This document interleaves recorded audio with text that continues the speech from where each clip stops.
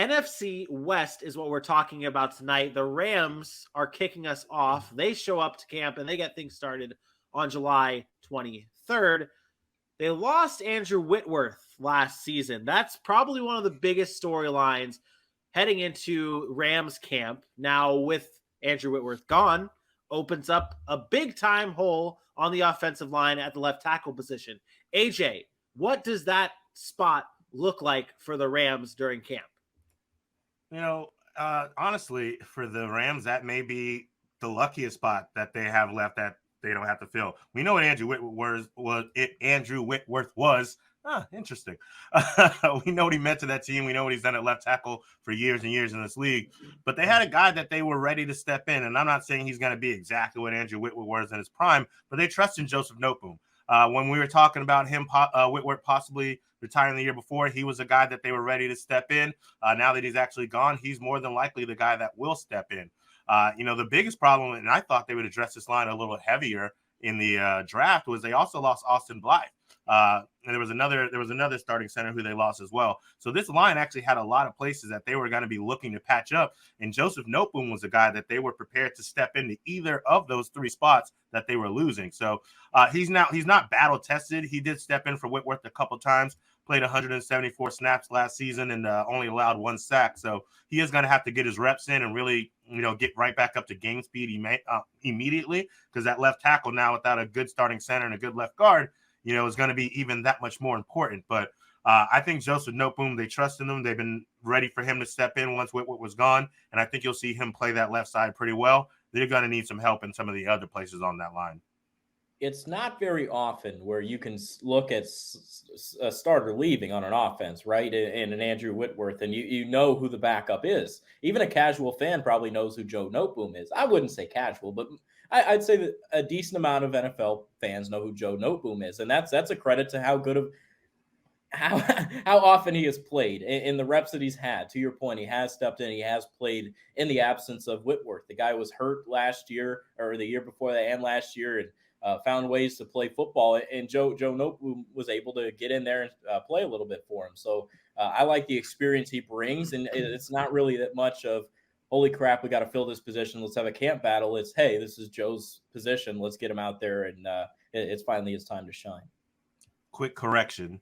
They lost Austin Blythe the year before. Last year was Austin Corbett was who they lost. They had 2 Austins. That's what I was going to say. But, I don't have as much concern, I guess, for the offensive line. I mean, I guess there's still a concern there, but it's not like they got a bunch of rookies coming in and starting. You talked about Joseph Noteboom. It's not just last year in which he filled in and played 15 games. He only started 2 games last year, but he played 15. He played 10 the year before. He has 47 career starts. So you're talking about a guy that's been on the field, played at a level where he's seen different defenses. He's been familiar with that offense. He's played in that system. I think he's fine there. And then you talk about their center. Brian Allen has been around. He's 26 years old. He's played 3 seasons with the Rams. And again, 38 career starts. So I don't think it's a matter of not having experience on the front end there, outside of a Logan Bruss, who's, I believe, slated to start at right guard right now for them. That's really the only guy that's coming in with real, no experience at all. Yeah. I think it's more about how are they going to mesh together, right?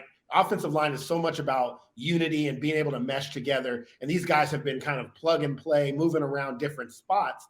Now that they're kind of set where they're at, how are they going to actually mesh all together? And I think at the beginning of the year, you're probably going to see it. It's probably going to be a little bit of a struggle. I mentioned that very first game against Buffalo.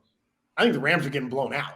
Like I told you, I said it a number of times. I think the Rams get blown out. I think they're going to struggle early, but I think eventually, as long as they're healthy, they will start to get some chemistry there. McVay will know how to use them, and they'll get better as the season goes on, barring some sort of, catastrophic injury.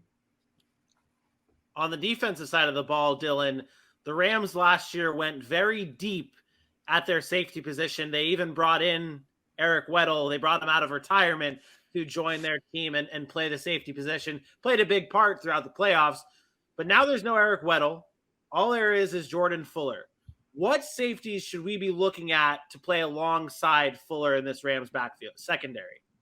Oh, baby. Strap your helmets on. It's freaking battle time. Ready? Let's go. Let's make some contact. Let's play some football, gentlemen. Who wants to make this freaking roster, right? They brought everybody in. And this is what I love. We love the competitive nature of training camp and getting ready and who's going to win this position, who's going to take over that. I think Fuller's safe. He's the only one you can say, all right, Jordan Fuller's safe. You got Nick Scott. He's a great special teams player, along with being a good safety. Then you got Taylor Rapp, who battled a concussion last year, a little bit banged up in that area, came back for the Super Bowl, was able to play there. He's still pretty solid. I think he could potentially start over Scott. That could be a great battle there. But this is where it gets interesting, fellas. They love Quentin Lake, a 6th-round rookie, right? This guy, they love him. They were impressed in minicamp. They love what he can bring to the team. And then you got Mr. Burgess. Mr. Burgess. I mean, he was a 3rd-round pick in 2020. He's got to battle his ass off if he wants to make this roster. I think Terrell Burgess is one you really got to keep an eye on. That's a lot of safeties. Not to mention they drafted Russ Yeast. Russ Yeast out of no, I'm telling you, guy's a great special teams kick returner.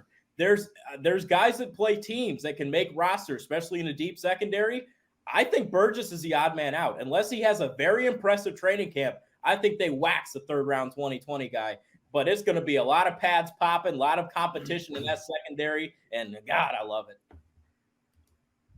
I like the Quentin Lake point. He's on it. He's, for me, the guy that's going to emerge and end up being the starter out of that secondary. Nick Scott, he's been there, so I think you get, he can play that free safety role. I think he's going to give maybe the advantage there. But Taylor Rapp's also, we got to remember, he's a bit of a veteran, so I don't want to discredit what he's capable of. I do think there's talent there. Now, can they bring out the best? But he played a lot last year. I mean, or maybe it was the year before.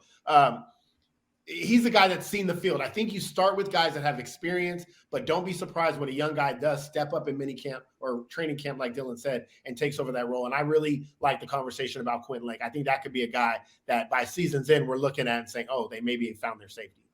I want to make up one more point. There's a lot of versatility in the secondary, too. A lot of guys that can do different things. I mentioned a kick returner. I mentioned a gunner.